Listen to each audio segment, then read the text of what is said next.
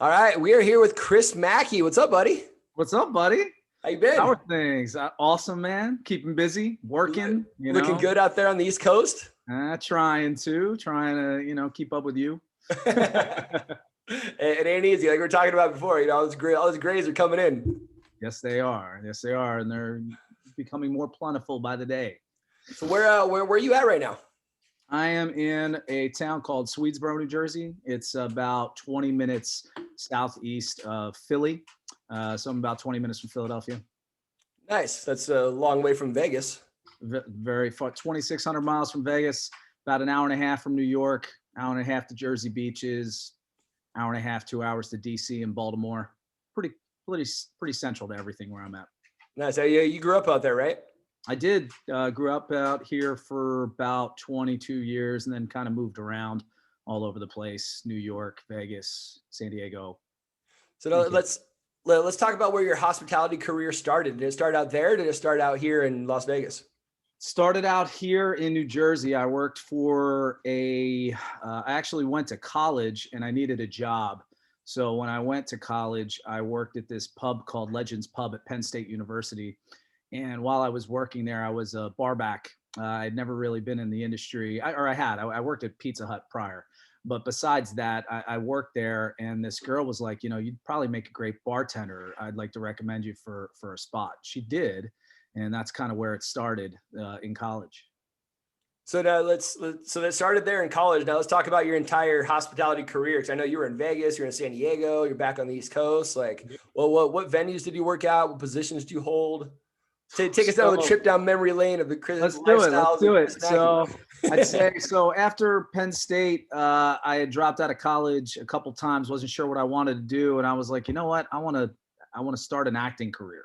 So I moved to New York City as a young 20-something by myself and ended up getting a bartending gig up there at an Italian restaurant in Hoboken, New Jersey. Worked there for a little bit and then moved to the city, to New York City, and was able to get a job at this place called Flute Champagne Lounge, where I became a bartender and a manager. So I managed the lounge. I was an assistant manager with the GM and the AGM. So I was like third in line. And that's kind of what catapulted my hospitality career, because I was able to make a lot of money. I was able to still work in acting and try to get roles, which I sucked and I never got any roles. But either way, it really, I saw the amount of money that you could make in New York City as a bartender, and I just kept going with it. So I worked at a nightclub called Cotton Nightclub, and then I worked at the Bryant Park Hotel in New York City for 2 years. There was a lounge down there called the Cellar Bar. I was like the only guy, me and two other guy bartenders, and like 15 women. And sounds terrible. Yeah, it sucked. And we were there, and then I went to this place called Moe's Caribbean, which is an Upper East Side bar that I worked at for like 3 years before moving to Vegas. So that's kind of where I started in New York City, kind of navigated the waters, and then broke up with a girlfriend there, and then moved to Vegas kind of on a whim. And then, as you know, I worked at some of the prominent places in Las Vegas. I don't know if you want me to name them, but I can. Yeah. Let's talk about the venues you worked at. So let's go. So 2008 is when I moved to Vegas, and I was hired as one of two new bartenders at Tao Beach. And that's where we met our friend where I met our friend Kevin Reimer. And I worked there, worked my way up pretty quickly I wanted to make a name for myself as a bartender, meaning I wanted to show them that I was a hard worker and I wanted to solidify a spot in the company. So I ended up being with Tao Group for about 6 years. They offered me, I was the very first bartender ever hired at Marquee Nightclub. So they hired me there. They had asked me to be a bar manager, and I turned them down to go to law school. So Tao Beach, then I worked at Marquee Nightclub and Day Club. And then my very last place that I worked at in Las Vegas was Encore Beach Club in 2015. But that was pretty much my career in Vegas, was Tao Group and Encore Beach Club. There's some great spots. Do you feel like you're past in New York? Because Tao Group's a New York-based company, right? Did that help you get the place in Vegas, or did that matter at all? It did. When I interviewed with a guy. His name's Adam Gawanter. I'm still friends with him today. I interviewed with him at Tao Beach the first day, and another guy, Eli Makaya. And I sat down with them, and I had mutual friends with both of them from New York. So it was just so random. And they were like, wow, we think you might be a good fit. And that's kind of how I got in. So it was just random that I had sat there and I said, yeah, I know so-and-so. And they knew the same people, and it worked out. So that's how I got in, and that's how I got my foot in. And then I just tried to, navigate the waters to stay with the company.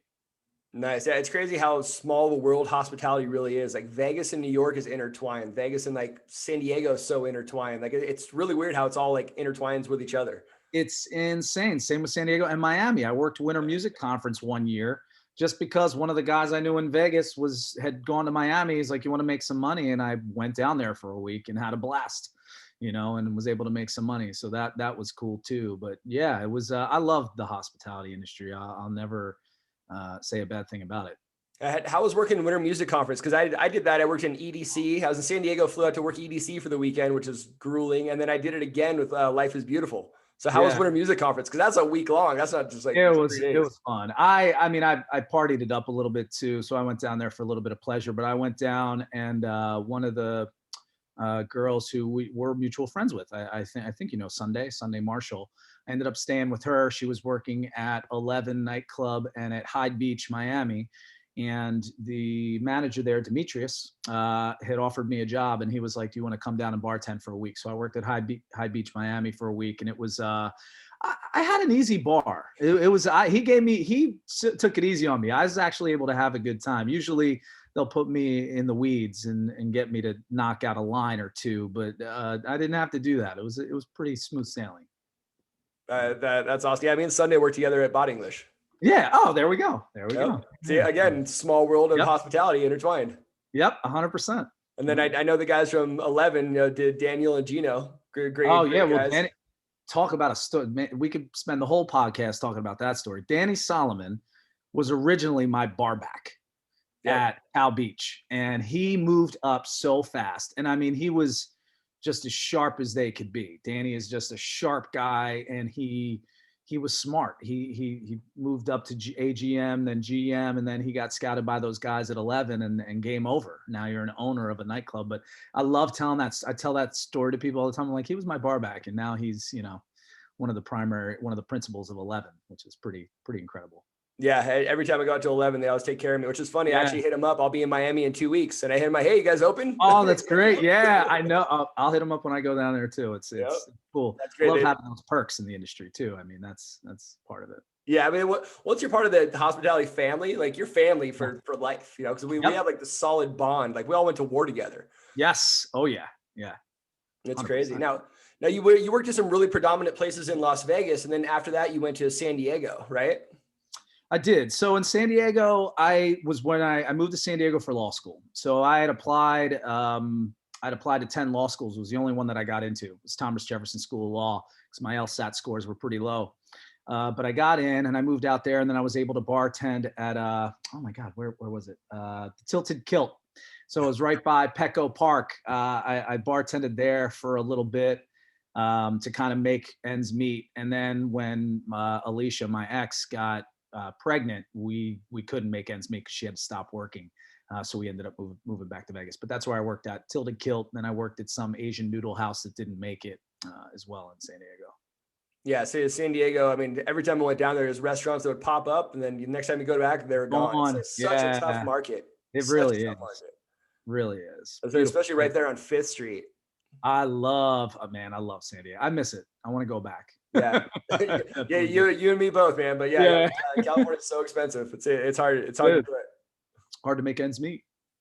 What so did you miss hospitality? I do. I mean, so actually the answer is no. And here's why. Because I don't think I've ever really left. So, and this is what's funny. So wasn't last summer, the summer before that, Jeff Boel, who was a Vegas guy as well. I don't know if you know him, but he came out here and he opened a nightclub called Noto Nightclub in Philly. And he asked me I had interviewed with him. We had a lot of mutual connects again, because he was in Vegas the same time I was. And he hired me. So I worked in the nightclub. I opened Noto Nightclub in Philly in 2017, worked there for a year, left. And then he became the director at what's called HQ2, which is a pool in Atlantic City, New Jersey, which is the closest thing that I've seen out like Encore Beach Club and Marquee Day Club and Wet Republic. It's the closest thing that I've seen on the East Coast. I know that spot. I worked there for a summer, 2 summers ago. And he was like, you just want to make money on Saturdays? And I was like, yeah, I'm in. So I just worked Saturdays, some Sundays. That was it. And I cleaned up, and it was so much fun. So it was like I was still practicing law. I'm still making money. But on Saturdays, to make some extra cash, I would just go down there for the day, make some money, and come home. So do I miss it? Not really, because I haven't really been, I'm out of it, but I'm not really out of it. I'm never really completely out of it. If Jeff or somebody asked me to do something, I love the physical aspect of it, which I don't get practicing law. So it's kind of nice to move around and talk to people behind the bar and do that. So no, I guess I don't really miss it because I haven't gone anywhere. So are you still there this summer? I'll come visit you. I don't know. If he asked me to do it, I'd probably consider it. I mean, the money was great. So I was like, yeah, maybe. How much did they put into that hotel? I know that hotel was gorgeous. The hotel was amazing, but it flopped because they weren't able to fill it. So I don't know where it is now, but HQ2 just owns like the bottom part of it. I think I'm actually not sure. I don't want to speak to the ownership structure, but I think they only have the pool and the nightclub there, and that's it. So yeah, I was in Atlantic City. I think it was 2 years ago, and the whole place. I mean, it was ghost town. It was dead. Yeah, that place was closed up. Like the 4 casinos were all closed up. It was weird. And that's Atlantic City, man. It's nobody could bring that place to prominence. It's a tough place. What sucks? It was such a beautiful, beautiful hotel, and right on the beach. I'm like, how is this not like? I know. Yeah, nobody can figure it out. And the beach, like that's perfect. Yeah. I mean, they've had money come in to try to do it. I don't know why they can't figure it out, but they can't. So. That's tough. Yeah. What do you think was your favorite part about working in hospitality? What is your favorite part about working in hospitality? The people, no question. I feel like just people in hospitality get it. They understand people more. I almost feel like I've always felt, some countries require you to be a part of their military, to be citizenship. And I've always thought, everybody should have to wait tables or bartend or just dealing with the general public and developing people skills. So to me, it's the people. I love the people that I worked with. I love the people that I worked for on most occasions. I just like the industry because people, they get it. They get people, and I like that aspect of it. I agree with that 100%. Every single person should have to go through hospitality at least for a couple of years in their life. Yes, because you get that humbleness that you understand what it's like to be a server. The biggest red flag, I'm a single guy. Biggest red flag for me is a woman who talks to the waiter like an asshole. I won't do it. I'll never have a second date. And that comes from just not getting it, those kinds of things. But. No, 100%. And it's funny talking about dating and hospitality. Like it's so hard to be in hospitality and date someone who's never been in and who works like 9 to 5 and stuff. Because they just don't. They don't get it. Yeah, it's true. And I used to have people like, what do you mean you don't get it? If you ask that, you don't get it. Yeah. It's not something you can understand. You can explain. Totally agree.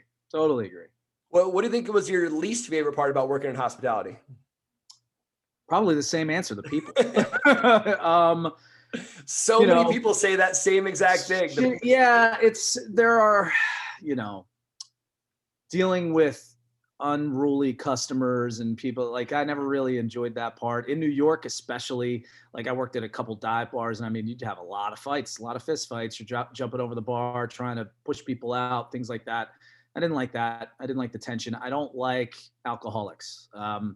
There's a fine line between drinking and having a good time and just being a habitual asshole drunk. And I didn't like dealing with drunks. I loved dealing with the party crowd, the people that just want to rage and have a good time. That was always great. But dealing with alcoholics is pretty taxing, kind of like dealing with gamblers, same kind of thing. Yeah, I agree 100%. And it's funny. I think too, the people who work in hospitality know how to handle their booze, and the people who have never, just like goes back to the other one, kind of the same. Who never work, they go out and rage. They can't handle their booze. They don't know how to act. They act like idiots. Like it's true. If you can go back and change anything in your hospitality career, well, what do you think you'd change? Or what do you change in my career, or just in the industry in general? In general, there is one thing I would change in general, and that is, and I don't know if it's just specific to Vegas, probably management pay. And the reason I say that is because there's no incentive for anybody who's a cocktail server or a bartender to ever take that leap. There's no incentive unless you want to be in that career for the rest of your life. Then there's the incentive, because you know that you're going to go for one of those big paying jobs in Vegas or wherever. But management pay, no doubt. AGMs and general managers are treated like dog shit, typically within the industry. They're worked to death. They don't make enough money. It's to me a real shame when their employees make more than they do. That's tough to manage, and I think there needs to be some sort of market correction there, where I feel like if you're an AGM for a nightclub, these cocktail waitresses are making 250, 300 grand a year. I'm not saying they should make 250, 300 grand a year, but the compensation needs to come up. So that if I could, especially for those mega nightclubs that make so much money, there's no reason they shouldn't be paying their GMs, hefty and AGMs hefty. And I know some of them don't, but that's what I would change. No, I agree. As someone who's been a bartender, into management, went broke, went back to bartending, back into management, went broke, went back, has done that several times. There's no incentive. It's harder to do. Yeah, and you work more and you have less free time. It just doesn't, it never made sense to me. Those guys who are there doing all the inventory, doing everything, they're there. They are the company. I mean, they keep it together, and I felt like got paid less than they should have. Now, what do you feel about the managers being in the tip pool? Because I know that's always been like a huge issue out here too, because the clubs don't want to pay the salary. So some places will rename nameless, but the managers are in part of that tip pool, and the staff kind of freaks out that, the manager taking their tips. So it's kind of like, how do you feel about that situation? I don't like it. Management should not be in the tip pool. The venue should pay, period. It's their employee. It's their responsibility. They're not part of the customer service experience, maybe in limited circumstances. Dealing with a customer issue, a customer complaint, but rarely does a GM interact with a table unless you've got like a big spender or VIP or something like that. The GM just kind of sits back. So no, they shouldn't be in the tip pool at all. I think it's a sham. I know there was a case on it. I'd have to review it, but they should not be in the tip pool. I don't think it should be allowed. And I think the venue should be the ones responsible for paying them. I agree. As someone who's had to contribute to that tip pool, I agree. 100%. 100%. Yeah. And it's, I mean, the staff's making so much money because the money's coming from the customers that the company's paying their staff, minimum wage, pennies. Yeah, it's crazy. And their GMs, 50, 60. And you're working 80 hours a week and you're miserable. That's why there's such a high turnover rate in hospitality management. If you want to keep good people, you've got to pay them. And it's not, and I mean, if you look at the numbers, I mean, Jesus, when we were there, we're looking at, top revenue, and it's all, it's not legit. It's just what they publish, but $100 million a year for a nightclub, you should be able to pay your, GM a couple $100,000 to make them happy. I don't see, I knew one of the venues that was making, $100 million a year, and their managers are making like 40. It's crap. Yeah. That shit it's ridiculous. That was the one thing about the industry that I thought was just awful. And the way they treated them, the amount of hours they're required to work, it's just, it's robbery. Yeah. Now, obviously you love bartending, you love people, money's great and stuff. So what made you want to go to law and not just continue bartending? I had it was tough. I went to law school on a whim. And most people don't know that. When I went, I was bartending in New York. I decided to go back to school. I went to Penn State University and I never finished. So it was a prideful thing for me to get my degree, and I really wanted to get it. So I finished up online through Penn State's World Campus. And the very last class I took was an elective, and it was pre-law. And I took it, and a judge taught the class. And the judge and I butted heads often. I didn't like him. I thought he was really hard on me, and I didn't understand why. He was very critical of everything I wrote. He challenged me, and I literally would spend so much time writing papers in this class because of how angry I was at this guy, and I just wanted to prove him wrong. So come to find out, towards the end of the class, he wrote me a note, and he told me, he's like, I think you'd make a great attorney one day. I really enjoyed having you in class. And I didn't realize, but I think he was testing me. I think he was really testing me. And I loved it. I loved it. And I was like, so I remember getting done school, graduating, and I remember calling my mom, and I was like, I think I want to go to law school. And my mom was like, what? And I was like, I don't know. I think I don't think I'm done with my education. I have this desire. I really want to check it out. So I started taking the LSATs. My scores were really low. They were barely enough to get into law school. As I said, I applied to 10, got into 1. And usually the LSAT is the predictor of how you're going to do in law school. So I got in, and I just ran with it. I did really well in law school. I dedicated all of my time and efforts into becoming an attorney. And part of my decision was I didn't really know what I wanted to do in life. So as I was bartending, I'm like, how can I sustain this place of, I'm not really sure what I want to do, but making myself more valuable. And also the thing that I focused on was, how can I help people? So after serving drinks and getting people drunk for so long, I was like, I really want to have a positive impact on people, So I thought, if I go to law school, it can put me into anything. Do you know the movies, The Devil's Advocate? Yep. Very well. Okay. There's a famous, so I love Al Pacino in that. And he says, he's like, the law, why the law? Keanu Reeves is like, it puts us in everything. Literally puts you in everything. It puts you into family law, it puts you into business, it puts you into different industries, it puts you into pretty much anything. Everything needs an attorney or needs a law. So I figured it was a way to, at the very least, expand my opportunity. So for me, going to law school was the ability to expand my world into different fields that would not have been available to me otherwise. So when I did that, I've always been a cannabis connoisseur and a smoker. And I was like, I love the cannabis space and I want to explore it. So I went into law school with the focus that you're going to be a business attorney in cannabis. And I kind of just figured it out along the way. So that was my impetus. My impetus was really to sustain not making a final decision as to what I wanted to do in my career, because I wasn't certain. I didn't know. I just knew that I wanted to do something more than serve drinks. And while the financial benefits were very rewarding for serving drinks, I felt a little bit of a void in what I could do as a human being. And that's what kind of started to get me going towards law. And I was always, I was a good student, through high school and college. So I knew I could do it. It was just a matter of doing it. That's awesome. So when you wanted to focus on, cannabis law, how many states are like legal and stuff then? Was there many? So right now there are 36 medicinal states, 15 recreational, which is adult use cannabis, and Washington, D.C. Currently. So in the cannabis world, that's where we're headed. And I'm hoping that the Biden administration drops the hammer and drops it off of Schedule 1 so that's federally legal, so that we can do more with it. But yeah, that's where we're at with the cannabis landscape.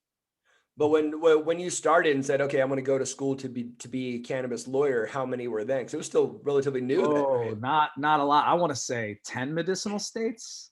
It was low. And there was no recreational. I don't think at the time, maybe Colorado and Washington and a couple of them. But yeah, it was, when I got started, it was very, very, very new. Now it's exploding.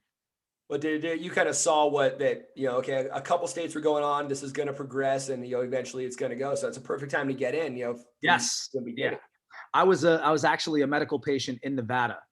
So when I was out there, I was in the space a little bit, and I was learning a little bit about it while I was out there. And then when I came out here, I made it a focus. I knew that New Jersey was switching. They had their application rounds for medicinal licenses. And my business partner out here, who is a very close friend of mine, is an epileptic.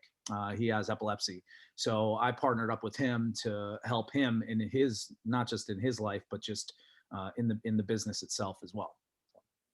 That's awesome. So now did you graduate from San Diego? So you're in San Diego for 4 years or? Oh, so no. So I was in a Thomas Jefferson School of Law for 1 year. I moved out there with my then, the mother of my children, and she got pregnant. When we moved out there, we got pregnant.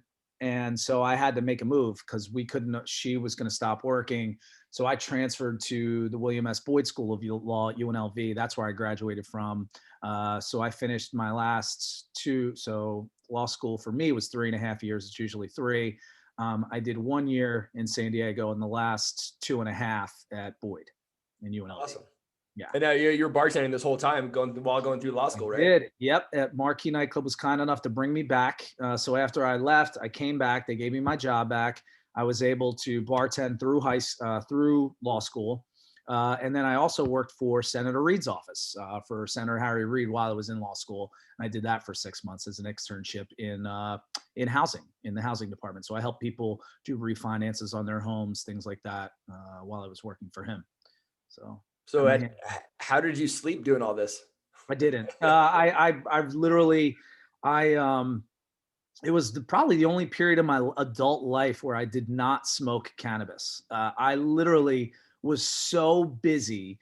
I didn't have time to do anything except I would work, go to law school, and I just tried to make it easy so that she, meaning Alicia, could just stay home with our son and get ready for the baby. So I did everything in my power to just kind of keep it moving.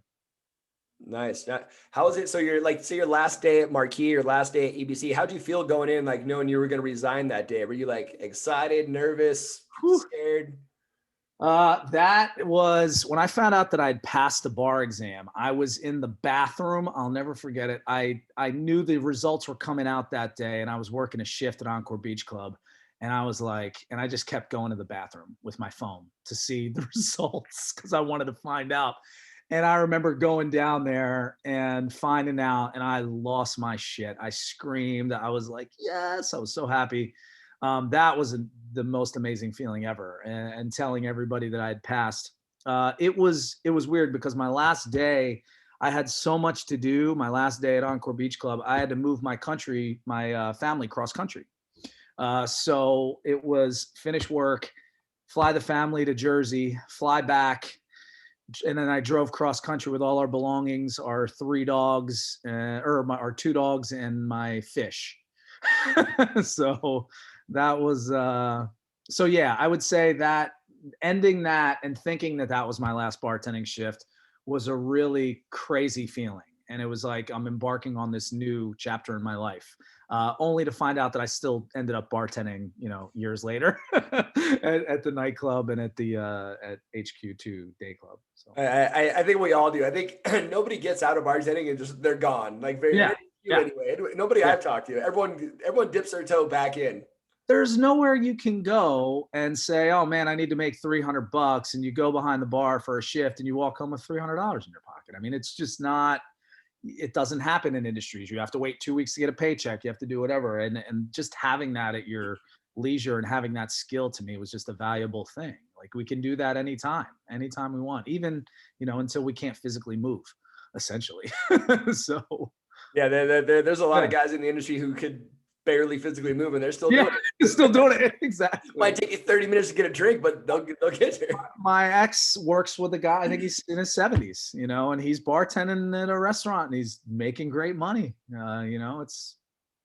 You feel like that kind of, it's kind of like the double-edged sword though, that people get stuck in that where there's, you can't really, where else am I going to go do this? And all of a sudden, 5 years go by, 10 years go by, 20 years go by, and now you're a 70-year-old bartender. Yeah. You have to have an exit plan. And I think the sooner you formulate it, the better. If you want to get out, unless you plan to stay in it and you want to grow and be in the industry. But I really feel there's only a couple places where you can really, I think, thrive in that environment, like New York City, Miami, Las Vegas. Like, I think if you're in small town America, it's tough to do that, especially it's tough to sustain a restaurant, period.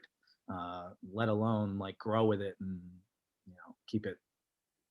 Yeah. But even physically, I mean, you make great money in like high volume places. You can't do that into your like 70s. You can't put a 70-year-old bartender at the main bar Marquee. Right. Can't do it. Yep. So eventually, like, it takes a toll on your, your mind, your body. I mean, the whole point of this is, it's called success after hospitality, right? Showing people how to transition out of the industry. But if you're happy in the industry and you're happy and you're healthy and you're doing it and you have balance, more power to you. That's amazing. Amen.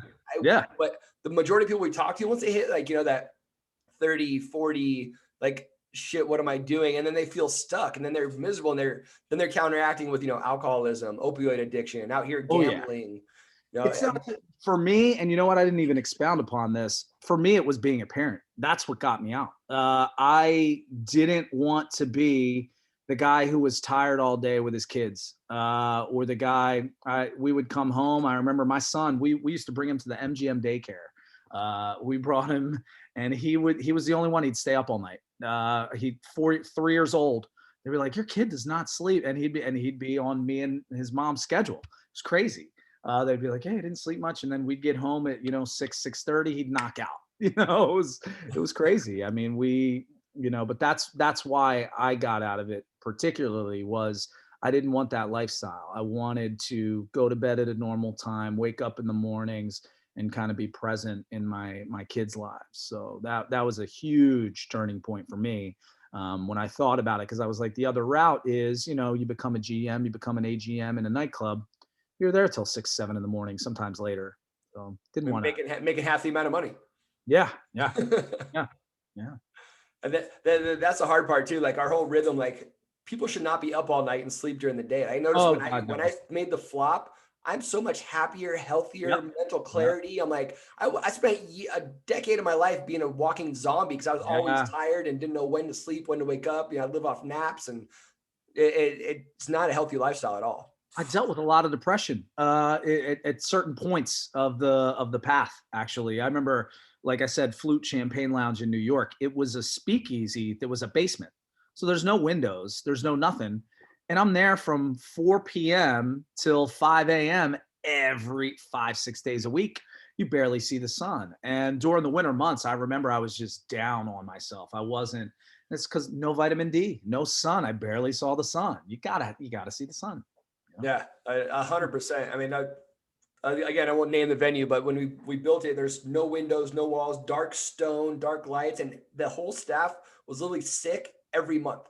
My doctor's like, "Your entire staff is here every month." We're like, "Dude, we're dying, like mentally and physically dying." Yeah. It was weird. Yeah, it was bad. So yeah, everyone I talk to now is, they're happier, healthier, they feel better. I mean, it's even people like. This whole thing about success after hospitality is like, oh, now I'm, multi-millionaire. So everyone finds their own personal, like, what success means to you personally. People are making less money, but they're happier and healthier now than they've ever been. Oh yeah. It's not about success to me. It's not about money. It never has been. No, it's really about balance. It's about balance in your life and finding happiness in your balance. And that's what I do. I mean, I don't work. One of the things that I love about being an attorney is my freedom. I have the freedom to work when I want to work at the times I want to work. Now, obviously, I make sure that my office is open 8 to 6 every day so that people can call me and reach me. But if I want to take a day off and I want to hang out with my kids, I can do that. If I want to do, taking control of your life and taking control of certain aspects of it is huge. And I'm able to do that in this career that I chose. So that was part of the choice for me too, was being able to balance all the facets, parenting to, paying your bills and having a career and then having a personal life as well. People usually skip on one of those and you don't want to. You want to try to have balance if you can. Yeah, I mean, we have a lot of friends that are still in hospitality to this day that are miserable human beings. But like, dude, I make great money. I'm like, dude, but you're miserable. Yeah. Right. I'm like, right. You're a miserable human being. Like, you get off the work and you go right to the other side of the bar and just gamble away because you don't know what else to do. And then you're miserable. Like, it's a never ending cycle. Yeah, it can be. It's tough. Yeah. What is there any advice you can give to our listeners, the people who are still in the industry that are possibly looking at, like, trying to find a direction on how to make the next chapter of their life? Advice. I would say think back to the earliest times that made you happy. So for me, I thought a lot back to childhood, things that I like to do, things that I like to be involved in, things that make me happy. So I guess how do I expound upon that? Um, I always liked to help people. I always liked to be involved in community events. When I was a kid, I was very much involved in all kinds of different projects, different organizations. So I would just say, be open to exploring your passions. Try to get back to the things that made you happy as a child. If you loved playing sports as a child, you loved doing those things as a child, try to get back to those roots and see where it takes you. I think that's important, but also hop on a path and do something. A lot of people just are stuck in their head all the time, and you can't be. At some point you have to make decisions and try different things, and it's okay to try. And you hate it. I acted for 3 years. I was not good at it. I learned more about myself in those 3 years probably than any 3-year period of my life, because I was brave and I was able to show who I was in those acting classes and do. But the point is do as much as you can, try things, fall on your face, get back up, and until you find that thing that really fulfills you internally, because you'll always have the money in hospitality, but there's a lot more to life than just money. And you want to soul search and figure yourself out and figure out what makes you tick before making that leap. But also don't stay in that space in your head too long. Make sure you take the jump and try different things, and you'll surprise yourself. You'll surprise yourself for sure. I couldn't agree with that more. And that's coming from someone who bartended full time, put himself through law school, and was working in the mayor's office. So yeah. I don't think anyone has any excuses that they don't have the time to try to figure out another passion or something else to do. You just try. And like I said, you're not going to like everything you do. I've done, oh my God, I worked at Pizza Hut. I was a carpenter. I worked at Eckerd Drug. I worked at a gas station. I've done every kind of job you can do.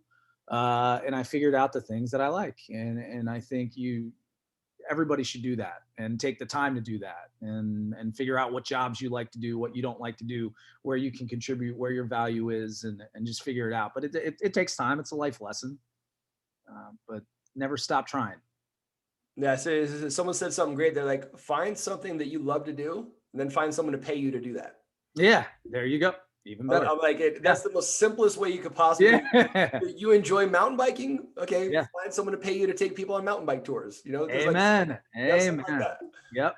And it's usually something simple too. That's the thing. It's always something simple. Like me, I find great joy in just riding my bike. I mean, that's not like a career choice, but I'm just saying, like, just making subtle changes in your life can change your perspective, can change your outlook, can change everything. So just be open, I guess. Be open to possibilities and try. Yeah, I think people try to overcomplicate things too much and just simplify down, Yeah. Like you said, that was great. Find what you love and find a way to get paid for it. That's perfect. I mean, it's easier said than done, but it takes a lot of trial and error, a lot of failure. Like, you got to keep getting up and keep trying. You can't try one thing and it doesn't work and give up and be like, okay, I'm done. You got to keep trying it until it does work. That's right.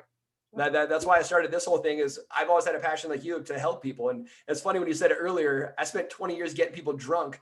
I want to spend the rest of the next 20 years trying to help people. So when my time comes, it balances everything out.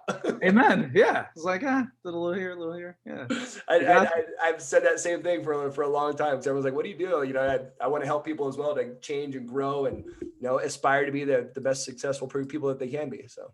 100%. And I think it's gratifying to put your imprint on other people's lives and just society in general in a positive way. It's going to come back to you in some form. So I do that. I do pro bono stuff too. I had a girl I just represented for free in court because she got hit with trespassing. It was a mess. I felt bad for her. But I did it because I wanted to help her, not because I got paid for it. And I didn't. I went to a hearing and got it quashed. You get fulfillment from doing those kinds of things in the law. But yeah, find what's fulfilling to you and pursue it. That's awesome, Chris. Hey, I don't want to take up too much of your time. I appreciate every minute of you. I miss you, buddy. We got to get you too, man. I will be out in Vegas soon. I make trips fairly often. I'd say at least a couple times a year. So I'll come out. I'll definitely say what's up. We'll get Reimer together. We'll what was that one trip we did? Was it like a Denver Broncos game or something? Yes. Oh, no, dude. Lincoln Park concert. Oh, Great. It was the best. Yeah. it was in Denver though, right?